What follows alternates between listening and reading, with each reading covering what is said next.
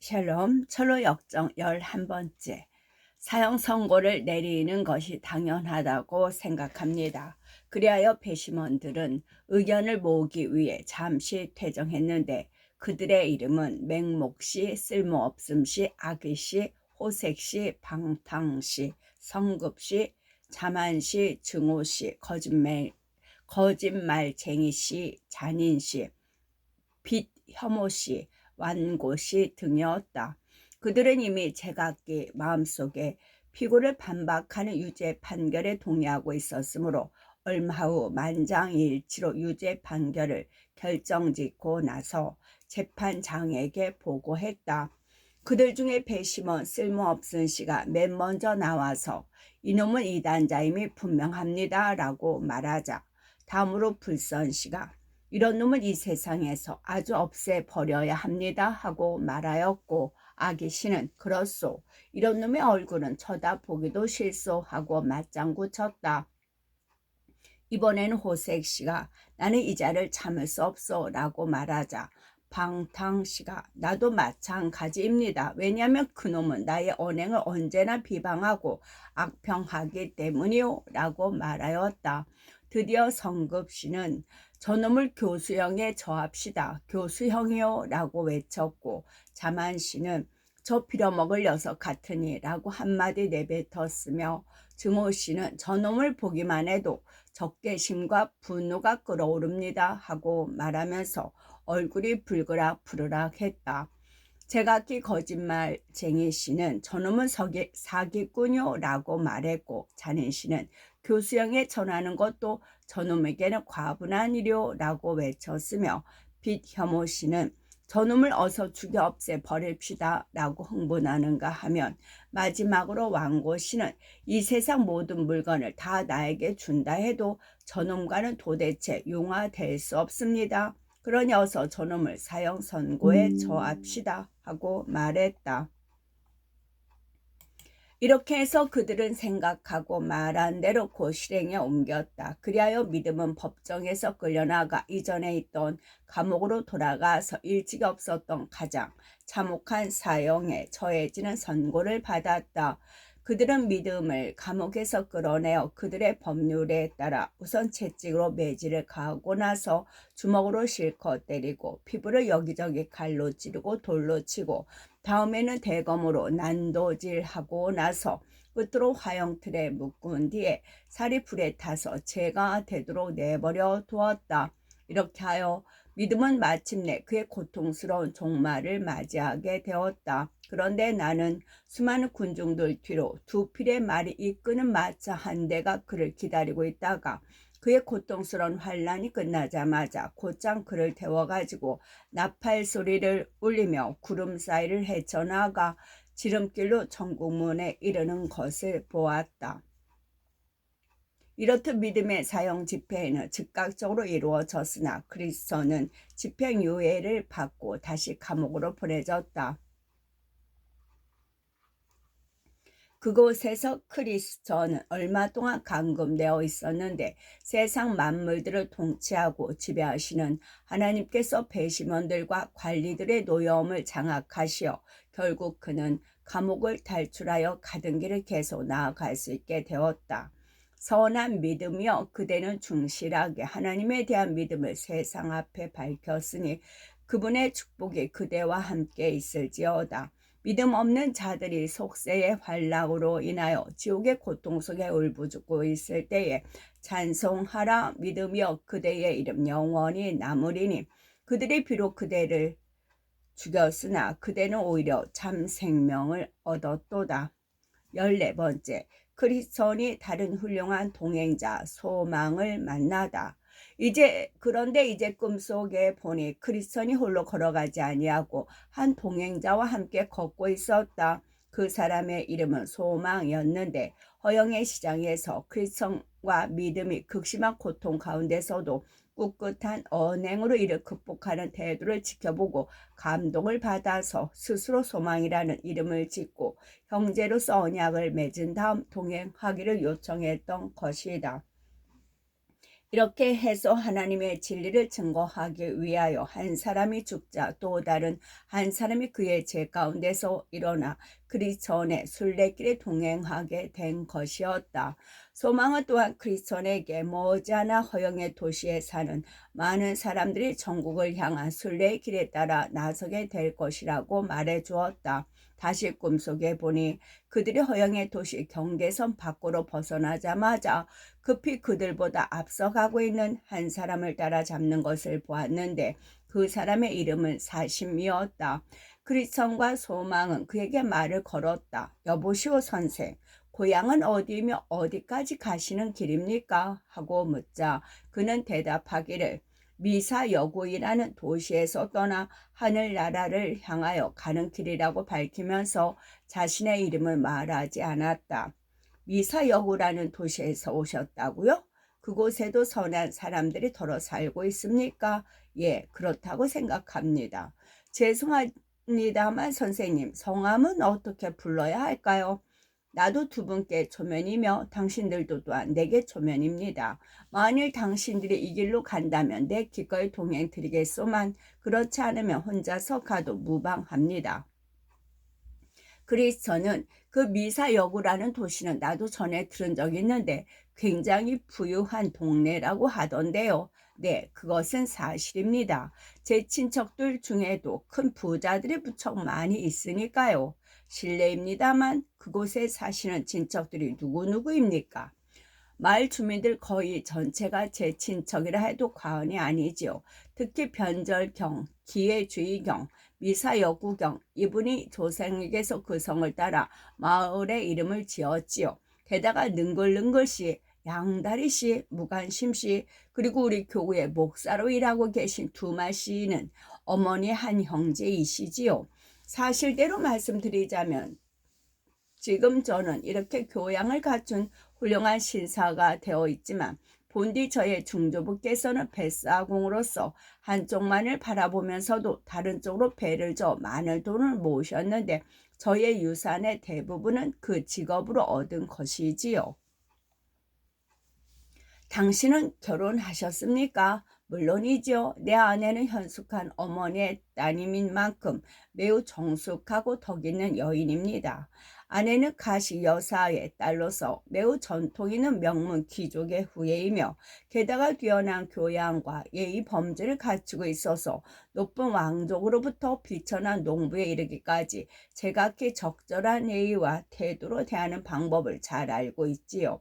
사실상 우리는 종교에 지나치게 엄격한 신자들과 다소 다른 점이 있기는 하지만 그것은 단 두 가지의 매우 사소한 차이일 뿐입니다. 첫째, 우리는 시대적인 사조와 흐름에 결코 억행하려는 법이 없으며 둘째, 종교가 순탄한 길을 가며 명예롭게 빛날 때에는 늘 열심히 종교를 믿고 또 태양이 거리를 밝게 비추는 화창한 날에 사람들이 종교를 찬양하고 갈채를 보낼 때는 우리도 기꺼이 하나님과 함께 동행하기를 원합니다. 그러자 그리스도는 동행인이었던 소망에게 가서 말했다. 내 생각으로는 저 사람의 이름은 사심으로서 미사여구라는 도시의 시민인 것 같은데 만일 사실이라면 우리는 이 부근에 사는 사람들 중 가장 악한 자와 동행하게 되었군요. 그러나 소망이 말하기를 그자한테 직접 물어보세요. 제 생각에는 자신의 이름을 부끄러워할 자가 아닐 것 같습니다. 그리하여 그리스도는 다시 사심에게로 다가가 함께 거닐면서 말을 건넸다. 여보시오 선생, 당신의 말을 들으면 이 세상의 모든 일들을 잘 알고 있는 것처럼 말씀하시는데 내 추측이 빗나가지 않는다면 당신께서 누구인지 대강 짐작이 가는데 혹 미사여구 마을에서 오신 사심 선생이 아니신가요? 사실 그것은 나의 이름이 아니고 나와 잘 어울리지 못하는 사람들이 내게 붙여놓은 별명이지요. 나보다 앞서 살았던 사람들도 이런 몰지각한 일을 묵묵히 참고 견딘 것처럼 저도 하나의 질책으로 알고 달게 참아야 하겠지요. 남들이 그런 별명을 지어 부르게끔 당신에게 뭔가 근거를 만들어 주신 게 아닐까요? 절대로 그런 일은 없습니다. 혹시 그들이 내게 이런 이름을 붙일 만한 실마리를 내가 만들어 주었다고 한다면 나는 운 좋게도 항상 현실을 바르고 빠르게 파악하는 판단하는 능력을 가지고 있어 어떤 일이 닥치더라도 재빠른 임시 변통으로 남들보다 이익을 더 보는 것뿐입니다. 이런 것들은 내 죄를 덮어 씌운다면 솔직히 말해서 이것은 신의 축복이 따름이지 악의를 품고 하는 일이 아닌 만큼 질책이나 비난을 받을 근거가 되지는 않는다고 봅니다. 나는 일찍부터 많은 소문을 들어온 사람이 바로 당신이 아닐까 생각하는데, 솔직히 제가 생각하는 것을 당신께 말씀드리자면 당신께 붙여진 그 별명은 우리가 생각할 수 있는 다른 어떤 것보다도 당신의 취향과 뜻에 잘 어울리는 이름 같은데요. 당신께서 굳이 그렇게 생각하신다면 어쩔 수 없는 일이지요. 하지만 당신께서 계속 나와 동행해 주신다면 내가 당신께 아주 훌륭한 친구가 될 수 있다는 것을 알게 되실 겁니다. 만일 당신이 우리와 함께 가고자 하신다면 당신은 당신의 시대 사조와 경향을 거슬러 올라가야 합니다.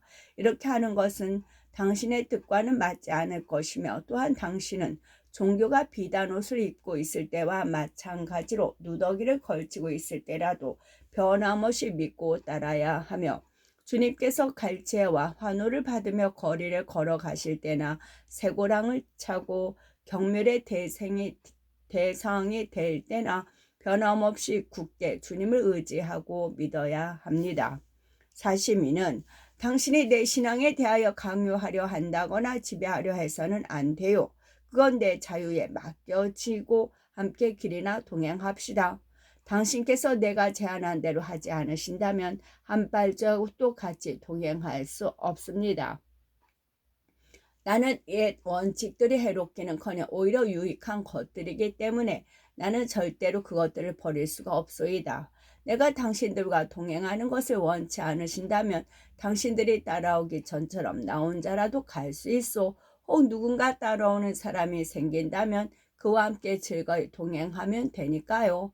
이제 그리스도와 소망은 사심을 남겨두고 한참 떨어져서 가던 길을 걷고 있었다. 그들 중 하나가 뒤를 돌아보니 3명의 남자들이 사심의 뒤를 쫓아오고 있었다. 그들이 사심의 옆에까지 다가오자 사심은 정중하게 인사를 했고 그들도 또한 예절을 갖추어 답례를 했다. 이 남자들의 이름은 세상 욕심씨, 돈 사랑씨, 그리고 구두쇠씨였는데 사심이 이전부터 잘 알고 지내던 사람이었다. 이들은 어린 시절부터 함께 자란 소꿉친구로서 북부 지방의 탐욕군 내에 위치한 상업도신 에리시의 축제 선생에게서 함께 가르침을 받은 동창생들이었다. 축제라는 선생은 그들에게 이득을 얻기 위해서는 폭력이건 속임수, 사기, 횡령, 아첨과 거짓말 혹은 종교의 탈을 쓰고 행위를 행하건 온갖 수단을 방법을 가리지 말아야 한다고 가르쳐 주었고, 그들 내 신사들은 이 선생으로부터 많은 기술을 배우고 익혀서 이제는 제각기 자신의 힘으로도 그런 기술들을 가르치는 학교를 설립하고 운영할 수 있게 되었다. 내가 이미 말했던 것처럼 그들 네 사람이 서로서로 인사를 나누고자 돈사랑씨가 사심씨에게 말을 건넸다. 돈사랑씨는 앞서가고 있는 저 사람들은 누구입니까? 그때까지도 크리스천과 소망이 함께 앞서서 걸어가고 있는 것이 눈에 띄었기 때문이었다. 사심이는 먼 지방에서 온 사람들인데 자기들 고집대로 저런 모양을 하고 술래기를 가고 있는 사람들이지요. 허참. 그들이나 우리들도 당신도 다 같이 천국을 향한 순례길을 가는 사람들인데 왜 좀 더 기다려서 함께 즐거운 동반자가 되지 않으려 하는 거요? 그러게 말입니다. 하지만 저 사람들은 대단히 강직하고 고집불통이어서 자신들의 생각만 내세우고 남의 의견은 멸시해 버리기 때문에 그들이 주장하는 모든 난관들을 기꺼이 뛰어넘지 않는 한 함께 동행하기를 거부하고 있답니다. 구두쇠는 그건 좋지 못한 성격이로군요. 우리는 지나치게 의롭다는 말씀을 읽은 적이 있거니와 너무 고지식한 성격의 사람들은 사람을 판단할 때 자신들의 주장을 내세워 자신들 이외의 사람들은 비난하고 정죄하지요. 그런데 도대체 당신과 그들 사이에 얼마나 견해 차이가 있었습니까? 사시미는 그들의 고집스러운 생각에 의하면 온갖 역경을 무릅쓰고라도 순례 여행을 계속해야 한다고 주장하는 데 비하여 저는 순풍과 밀물을 기다려 더 쉽고 안전하게 여행하는 것이 좋다고 의견을 내세웠지요. 또한 그들은 하나님을 위해서라면 온갖 어려움과 죽음을 무릅쓰고라도 나서려는데 반해 저는 가능한 한 모든 수단과 방법을 이용하여 내 생명과 재산을 보호하려는 것이 또 하나의 차이점입니다. 게다가 그들은 모든 세상 사람들이 그들을 반박하더라도 옳다고 여기는 자신들의 생각을 굳게 지키려고 고집하는 데 반해 나는 당시의 시대 조류에 맞추어 내 신변이 안전이 보장되는 한 종교를 지키려 할 뿐이고 그들은 누더기를 걸치고 모욕을 당하더라도 종교와 신앙을 따르려 하나 나는 종교가 황금 신발을 신고 태양빛 아래서 만인의 갈채를 받을 때만 종교를 따르려 하고 있답니다. 세상 욕심은 선하고 지혜로운 사심 형제요. 당신이 생각하는 견해를 끝까지 지키시오. 내 생각으로는 사람이 자신이 가지고 있는 것을 지킬 수 있는 자유가 있음에도 불구하고 그것을 잃어버린다면 아주 어리석은 행위라고 여겨지는군요. 우리는 뱀처럼 지혜롭게 행동합시다. 햇빛이 빛날 때에 건초를 만드는 것이 지혜로운 행위이며 꿀벌의 행동을 관찰해 보더라도 겨우내 조용히 누워 기다리다가 유쾌한 마음으로 이득을 얻을 수 있을 때만 일어나서 활동하지 않습니까? 하나님께서는 때로는 비를 주시고 때로는 햇빛이 환히 빛나는 청명한 날을 주시는데 그들이 비록 역경에도 순례길을 강행하는 바보들이라 할지라도 우리는 지혜롭게 기다렸다가 청명한 날을 택하여 행동하면서 만족을 얻도록 합시다. 내 생각으로는 하나님의 선하신 축복이 확실히 보장되는 종교가 제일이라고 여깁니다. 하나님께서는 이 세상에서 우리에게 많은 것을 베푸시고 허락해 주셨으니 우리로 하여금 베푸신 것들을 잘 보존하여 하나님께 영광을 돌리는 것이 이치에 맞는 일이 아닐까요? 아브라함과 솔로몬은 종교를 가져도 부자가 되었지요. 물론 욥은 말하기를 네 보화를 뒷골로 여기라라고 했지요. 하지만 당신이 설명해 주신 것이 사실이라면 저기 앞서가는 사람들이 욥과 같이 선하고 지혜로운 사람에게는커녕 지극히 어리석은 사람들일 겁니다. 구두쇠는 그 점에 대해서는 우리 모두 의견이 일치되었다고 생각하니 더 이상 언급할 필요가 없습니다. 돈사랑은 그 말씀이 옳습니다. 더 이상 왈가왈부할 필요가 없어요. 우리는 보다시피 성경 말씀도 믿고 지혜로운 이성의 판단과 도리도 믿지만 그렇지 못한 자들은 자신의 타고난 자유도 모르고 자신의 안정성도 지키지 못하는 어리석은 자들이니까요. 사시미는 형제들이여 보다시피 우리는 모든 순례 여행 도중에 있습니다. 기분 나쁜 이야기는 집어치우고 즐거운 이야기로 무례함을 달래기 위해서 제가 한 가지 문제를 제안하고자 합니다.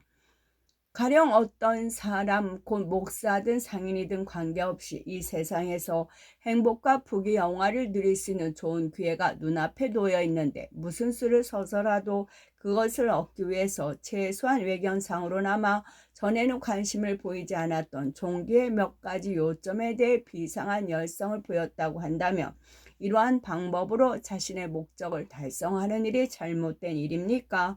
혹은 올바르고 정당한 일입니까?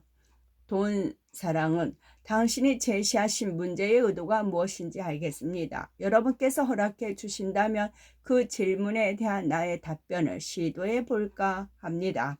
첫째로, 목사에 대해서 말하자면 매우 훌륭한 자격을 지닌 목사이기는 하나 너무 봉급이 적으므로 더 많은 보수를 받기 위한 욕심이 나서 한층 더 열심히 공부하고 설교도 더욱 열렬하게 하면서 신자들의 취향이나 기질이 요구하는 대로 자신이 주장해오던 몇 가지 주장들을 수정한다고 할지라도 그가 목사로서의 그의 사명과 직업에 충실한 이상 그는 충분히 그렇게 할 만한 타당한 이유가 있다고 생각하며 이미 말한 것보다 더한 일들을 하더라도 역시 정직한 사람이라고 할 수 있을 겁니다.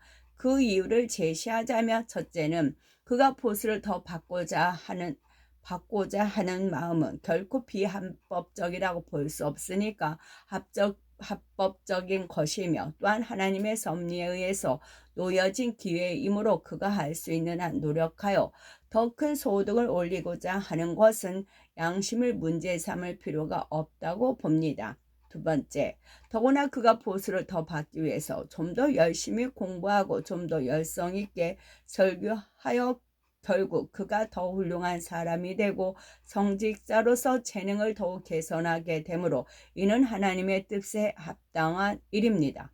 세 번째, 다음으로 성도들이 변화하기 쉬운 기질에 적용하여 이제껏 주장해오던 그 나름의 원칙들을 수정하는 일에 대해서 말하자면 첫째, 그의 성질이 자아희생적이며 둘째, 그는 온화하고도 남의 마음을 끄는 힘을 가지고 있으며 셋째, 그러기 때문에 더욱더 목사로서 합당한 인물이 될 것입니다. 넷째, 그러므로 결론적으로 말하면 적은 보수를 받은 목사가 많은 보수를 받으려고 노력한 행위 그 자체를 탐욕으로 볼 수 없으며 오히려 그로 인해 더 열심히 연구하고 더 부지런히 노력하여 목사로서의 소임을 다하고 선을 행할 기회를 잡은 일은 매우 칭찬받을 만한 일이라고 보아야겠지요. 이번에는 질문의 두 번째 부분인 상인에 대하여 말씀하겠습니다. 한 장사꾼이 본래 가난하여 조그만 가게밖에 가질 수 없던 중에 종기를 갖게 됨으로써 장사가 더 잘되고 부유한 여자와 결혼하게 된다든지 혹 더 많은 고객을 끌 수 있게 되었다든지 하는 일은 매우 합법적이라고 말할 수밖에 없습니다. 왜냐하면 첫째, 신앙을 갖는다는 것은 그 동기가 어떻든 간에 덕행이 되는 것이며 둘째, 부유한 딸을 아내로 맞이한다든지 더 많은 고객을 자신의 상점으로 유치하는 것은 비합법적이라고 볼 수 없으며 셋째뿐만 아니라 신앙을 얻음으로 인하여 좋은 사람들로부터 좋은 것들을 얻는다든가 또 자신이 선한 사람이 되고 선한 아내와 선한 고객들을 맞이하게 되면 모두 좋은 일들입니다. 그러므로 이 모든 좋은 것들을 얻기 위해서 종교를 갖는다는 것 역시 선하고 유익한 계획이지요. 사심시의 질문에 대한 돈사랑시의 대답은 모여있는 사람들로부터 대대적인 박수, 갈채를 받았다. 그러므로 목적 달성을 위해서 종교를 갖는 것은 건전하고도 유익한 일이라는 데에 만장일치로 결론을 맺었다. 이러한 주장을 반박할 수 있는 사람은 아무도 없을 것이라고 생각한 그들은 크리스천과 소망씨가 아직도 부르면 들을 만한 거리에서 앞서가고 있었으므로 이 문제를 가지고 그들을 공박하기로 작정했다. 그들은 전에 사심씨의 말을 공박하고 반대했으므로 이들을 따라가 따져봐야겠다고 네 사람의 의견이 일치되었던 것이다. 그들이 함께 소리를 지르자 두 사람은 걸음을 멈추고 그들이 따라오기를 기다렸다. 그들은 두 사람을 따라잡기 위해 급히 가면서 이번에는 사심씨가 문제를 제기할 게 아니라 세상 욕심씨가 나서서 문제를 제시하여 공박하기로 결정을 보았다. 그 까닭은 조금 전에 사심씨와 두 사람은 말다툼을 하고 헤어졌기 때문에 사심씨가 또다시 문제를 끄집어내면 그 적개심에 남은 불꽃을 부채질할 우려가 있었기 때문이었다. 마침내 그들은 두 사람을 따라잡자 간단한 인사를 나누고 나서 세상 욕심씨가 크리스천과 그의 동료인 소망씨에게 예의 그 문제를 제시하면서 대답할 수 있으면 해보라고 말했다. 크리스천이 믿음이 있는 자라면 어린아이라도 그런 문제 수만 개쯤은 대답하고도 남을 거요. 사람이 단지 빵을 얻기 위해서 예수님을 따르는 것조차 불법이라 하였거늘 예수님과 종교를 이용하여 현세의 쾌락과 유익을 얻는다는 것이 얼마나 혐오할 만한 일인가. 이교들이나 위선자들, 악마나 마녀들이 아니라면 그 같은 행위는 찾아볼 수 없을 겁니다. 그런 생각이나 행위가 이교도에 그것에 속하는 이유를 설명하자면 옛날에 하몰과 세겜이 야곱의 딸과 가축의 담을 내었으나 오직 유대인들처럼 할례를 받아야만 그들에게 접근할 수 있음을 알게 되었을 때 그들이 모두 할례한 것처럼 우리도 모든 남자들이 할례를 받는다며 그들의 가축과 짐승과 재산 및 그 밖의 모든 것이 다 우리 것이 되지 않겠느냐고 말하였지요. 결국 그들은 야곱의 딸과 가축을 얻고자 하는 그들의 목적 달성을 위해서 종교를 하나의 방편으로 이용하고자 했지요. 그 다음에는 어떻게 되었는지 더 잘 알고 싶다면 성경을 펴들고 그 대목 전체를 읽어보시구려. 위선자들인 바리새인들도 역시 이런 따위의 무리들이었지요. 그들이 드리는 장황하고 기나긴 기도는 짐짓 신앙을 가장하는 거칠애에 불과했고 그들의 본래 목적은 과부의 집을 노리고 차지하는 데 있었습니다. 결국 하나님께서는 그들의 거짓되고 사악한 행위에 대한 심판으로서 다른 사람들보다 더 무거운 정죄 판결을 내리셨지요. 마귀인 유다 역시 이런 식의 종교를 갖고 있던 사람이었습니다. 돈주머니를 얻으려고 예수님을 배반한 후 그 돈을 소유하려 했으나 결국 버림받고 내던져서 영원한 지옥의 자식이 되고 말았지요. 마술사였던 시몬도 역시 이런 따위의 종교를 얻고자 했으나 돈을 벌기 위한 수단으로서 했기 때문에 마침내는 베드로의 입으로부터 정죄 선고를 받은 것입니다. 이 세상의 부귀영화를 얻기 위해 종교를 믿는 자는 결국 이 세상의 부귀를 위하여 종교를 버리게 될 것입니다. 분명히 말하지만 유다는 이생의 재물이 탐나서 종교를 믿었다가 결국 이생의 재물을 위하여 그의 스승인 예수를 팔아 넘겼던 것이지요. 그러므로 질문에 대한 대답을 당신들이 하던 것처럼 긍정적으로 받아들인다거나 옳다고 신하는 것은 모두가 이교적이고 위선적이고 마귀적인 망상일 뿐만이 아니라 그런 생각을 품고 행하는 자는 제각기 그 행한 바에 따라 정죄를 받게 될 것입니다. 이 말을 듣고 그들은 서로 얼굴만 쳐다볼 뿐 그리스도의 말에 어떻게 반박할지를 몰라 한동안 침묵이 흘렀다.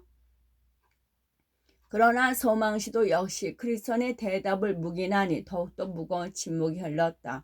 사심씨를 비롯한 그의 동료들은 머뭇머뭇거리면서 뒤에 남고 크리스천과 소망이 앞서 걸었다. 그러자 크리스천은 동료인 소망에게 이렇게 말했다. 저들이 사람의 선고에도 대꾸하지 못할진데 어찌 하나님의 선고에 맞설 수 있겠습니까? 한낱 질그릇에 불과 나 같은 사람의 말에도 힘없이 입을 다무는 저들이 무시무시한 심판의 불길로 질책을 당할 때는 어찌 견딜 수 있겠소. 사심시의 일행보다 더욱 다시 앞서 걷게 된 크리스천과 소망은 안락이라고 불리는 멋진 병원에 이르렀다. 편안하고 기쁜 마음으로 병원을 걸어가다 보니 너무나 좁은 땅이었으므로 금세 끝나고 말았다. 그 병원의 저편 끝에는 돈이라고 불리는 조그만 언덕이 있었는데 그곳에는 은광이 있었다.